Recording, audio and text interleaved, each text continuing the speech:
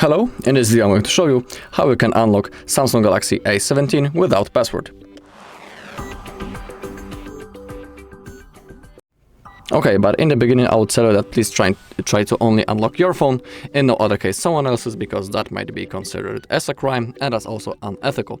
So have that in mind. And also I would tell you that for the method that I'm about to show you, we need to perform a factory reset through the recovery mode, and it will cause this, that all of our data will be lost. So I'm sorry, we will lose all of our data. And now, as you can see, I have my pattern set, and now what to do. We need to perform a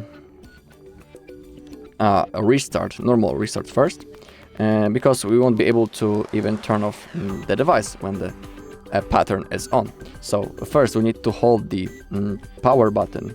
Oh, my bad, before we start.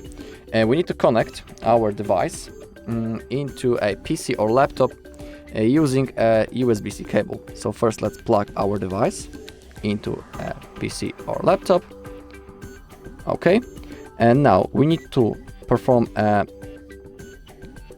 force restart. We need to keep holding volume down and power button until the screen turns off.